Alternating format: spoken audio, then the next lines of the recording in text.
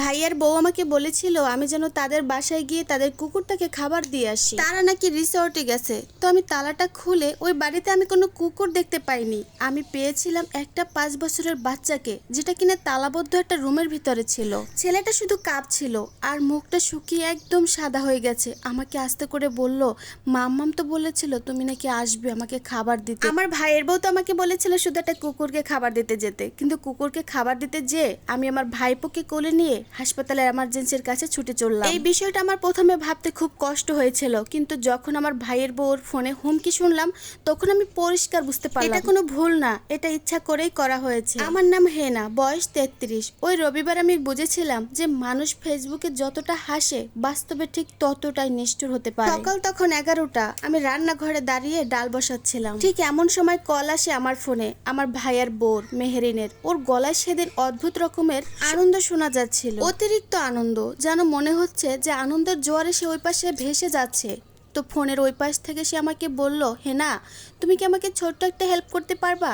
আমি না কক্সবাজারের রিসোর্টে আছি, তুমি আমার বাসায় গিয়ে আমার ব্রুনোকে একটু খাবার দিয়ে আসতে পারবা?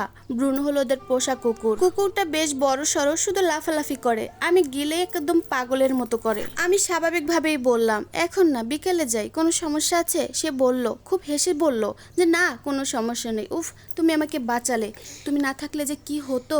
চাবি আগের জায়গায় আছে টবের নিচে। আমি না স্বাভাবিকভাবেই ফোনটা রেখে দিলাম, কারণ আমি জানি ও ফোনে এরকমই, ফোনে ঠিক এরকমই, আর ফেসবুকে একদম পারফেক্ট মা, একদম লক্ষ্মী একটা স্ত্রী। কিন্তু ও বাস্তবে কেমন যেন ওর ভেতরে ঠান্ডা একটা ব্যবহার ছিল, আর ব্যবহারটা ঠিক একদম বোঝা যায় না, বিশেষ করে ওর ছেলের সাথে। ওর ছেলের নাম সিয়াম, বয়স 5 বছর। সারাক্ষণ একটা ডাইনোসর বুকে নিয়ে থাকে, চুপচাপ শান্তশিষ্ট একটা ছেলে। এবং ছেলেটা এমনই যে এক বোঁটা পানি খাইতে চাইলেও সে অনুমতি নিত। একদিন আমি প্রশ্ন করলাম, তুমি এত কম খাও কেন বাবু? তখন সে মাথাটা নিচু করে আমাকে বলেছিল, আমি বেশি খেলে মাম্মাম রাগ করে। কথাটা সেদিন থেকে আমার মাথায় গেঁথেছিল। তখন আমার ভাইয়ের বউ আমাকে হেসে হেসে বলেছিল, বাদ দাও না, বাচ্চারা কত কি না বলে। সেদিন বিকেলে আমি ওদের বাসার সামনে গিয়ে দাঁড়িয়েছিলাম। ঢাকার আভিজাত একটা এলাকা, চুপচাপ রাস্তা, বড় বড় বাড়ি, বাড়ির প্রতিটা গেটেই সিসি ক্যামেরা লাগানো। আমি ব্যাগে কুকুরের খাবার নিয়ে দাঁড়িয়েছিলাম। মেহেরিনের গাড়িটা ছিল না, স্বাভাবিক, কিন্তু ভিতরে ঢুকে আমার কেমন অস্বস্তি ফিল করতে লাগলো। একদম চুপচাপ, কোনো কুকুরের শব্দ নেই, না দৌড়ে আসার শব্দ, না ঝাঁপিয়ে পড়ার, না লেজ নাড়ার, একদম চুপচাপ একা ছিল পরিবেশটা। আমি তখন আস্তে করে ডাকলাম, ব্রুনো, কোনো সাড়া নেই। তারপর আমি আস্তে আস্তে ড্রয়িং রুমের দিকে গেলাম। একদম সব কিছু সাজানো গুছানো, মনে হচ্ছিল এখানে কোনো কুকুর, পোষা প্রাণী বা কোনো কিছুই থাকে না। সুপার কুশনগুলো একেবারে এক নাগারে সাজানো, টেবিলটা একদম চকচক করছে, টেবিলের উপর একটা ট্যাব রাখা যেখানে চার্জার লাগানো। টেবিলে ছিল একটা পারিবারিক ছবি, ছবিটাতে ছিল ভাইয়া, ভাবি, তার 2 মেয়ে আর তার সিয়াম ছেলে। ছবিটা এত হাসি মাখা ছিল যে সবাই দেখলে ভাববে যে পৃথিবীতে এরাই সবচেয়ে সুখী পরিবার। তারপরে আমি ডাকলাম, ব্রুনো, কোনো সাড়া নেই। আমি রান্নাঘরে গেলাম, গিয়ে দেখলাম কুকুরের বাটি খালি, পানির বোতলটা একদম শুকনো। সবচেয়ে বড় ব্যাপার হলো বাসাটাতে কুকুর থাকার কোনো চিহ্নই নাই, না লোম, না খেলনা, না কোনো কিছু। আমার বুকের ভিতরটা ধক করে উঠলো। আমি পুরো বাড়িটা দেখতে লাগলাম, বারান্দা, স্টোর রুম, ওয়াশরুম সব ফাঁকা। তারপর হঠাৎ একটা শব্দ পেলাম, খুব ক্ষীণ, মনে হচ্ছিল কেউ মেঝেতে কাপড় টানছে খুব আস্তে আস্তে। শব্দটা আসছিল করিডোরের একদম শেষ ঘর থেকে, রুম। আমি আস্তে আস্তে সেই রুমের কাছে গেলাম, গিয়ে দেখলাম দরজাটা একেবারে তালাবদ্ধ। তারপর আমি জিজ্ঞেস করলাম, এখানে কি কেউ আছো? 2-3 সেকেন্ড একদম চুপচাপ ছিল, তারপর একটা দুর্বল গলা। তারপর আমি ভাবলাম যে এটা হয়তো আমার ভুল শুনছি। মামাম বলল তুমি আসবা না। আমার পুরো শরীরটা একদম ঠান্ডা হয়ে গেল। ভিতর থেকে কান্নার শব্দ এলো, ফুপু। আমি দরজার হাতলটা ধরলাম, কিন্তু বাহির থেকে তালাবদ্ধ। আমার হাত কাঁপতে শুরু করলো। কিভাবে যে ওই দিন দরজাটা খুলেছি আমার আজও মনে পড়ে না। দরজাটা খোলার সাথে সাথেই একটা গন্ধ আমার নাকে বাজলো, গুমট ঘরের একটা গন্ধ, ঘাম, পরিবেশ অস্বস্তিকর, দুর্বল এবং প্রসবের গন্ধ। সিয়াম বসেছিল মেঝেতে, হাঁটু ধরে, সবুজ ডাইনোসরটা বুকের সাথে চেপে ধরে। ছেলেটার মুখ সাদা হয়ে গেছে, ঠোঁট ফেটে একদম চৌচির হয়ে গেছে, ঘাম বেয়ে পুরো শরীর ওর একেবারে ভিজে গেছে। পাশে একটা পাউরুটির টুকরো আর বোতলটা খালি ছিল। আমার গলাটা তখন শুকিয়ে আসছিল। আমি হাঁটু গেড়ে ওর সামনে বসলাম, তারপর জিজ্ঞেস করলাম, বাবু তুমি এখানে কতদিন ধরে?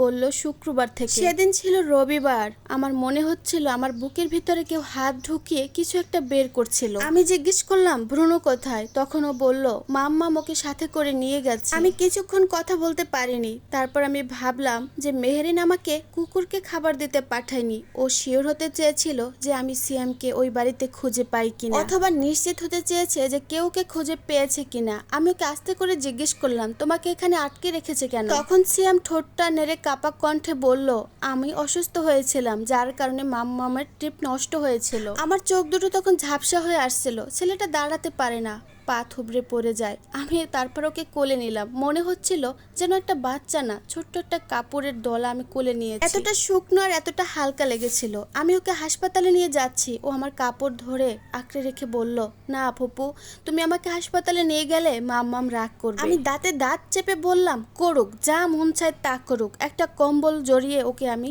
নিয়ে তারপরে হাসপাতালের দিকে চললাম। গাড়িতে ওঠার পরেও সে আধা ঘুমেও ডাইনোসরটা বুকের সাথে জড়িয়েছিল। একটা সিগন্যালে দাঁড়িয়েছিলাম, আর অনেক সময় লাগবে। আমি ওকে বলছিলাম সিয়াম তুমি ঘুমাইবা না, তুমি আমার দিকে তাকাও। এটা খুব কষ্ট করে বলল মাম্মাম বলছে তুমি আসলে কাউরে কিছু বলবা না। আমার হাত দুটো স্ট্রিং এর সাথে চেপে ধরলাম আর বললাম তোমার মাম্মাম আর কি বলেছে? তখন ও কেঁদে কেঁদে বলল মাম্মাম আরো বলেছে তুমি নাকি আমাদের ফ্যামিলিতে একটু বেশি নাক গলাও, তাই বাবাকে তোমার সাথে একদম মিশতে না করেছে। আমার ভাই আরমান, সে আমার ভাবি বলেছিল সে নাকি অফিসে। যাই হোক, এ বিষয় নিয়ে আমি আর কিছু ভাবলাম না। আমি দৌড়ে এমার্জেন্সিতে চলে গেলাম।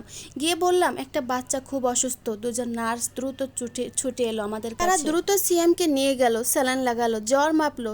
ওর মুখটা দেখে তাদের চোখ মুখ একেবারে বদলে যেতে লাগলো। এক পর্যায়ে ডাক্তার আমার দিকে তাকিয়ে বলল এটা শুধু আজকের সমস্যা না। আমার বুকটা একদম ধক করে উঠলো। আমি বললাম মানে?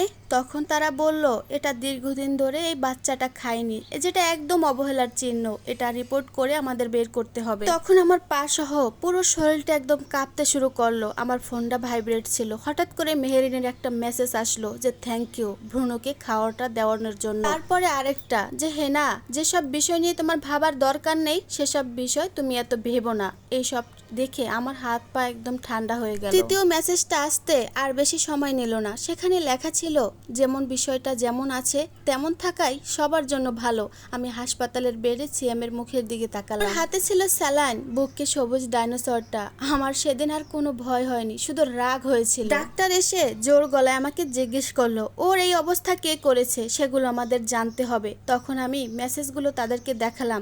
তারা একদম শক্ত হয়ে গেল। বলেন আমি সোশ্যাল সার্ভিসিং পুলিশদের খবর দিচ্ছি। তখন আমি আমার ভাইকে ফোন দিলাম, একবার দুইবার তিনবার, ফোন রিসিভ করে না। তখন আমার হঠাৎ করে মনে পড়লো যে মেহেরিন বলেছিল ওরা নাকি কক্সবাজারের একটা রিসোর্টে আছে, আর আমারও পরিচিত একজন আছে ওখানে। তারপর আমি তাকে মেহেরিনের একটা ছবি দিয়ে বললাম যে এই মহিলাটা কি তোমাদের রিসোর্টে আছে?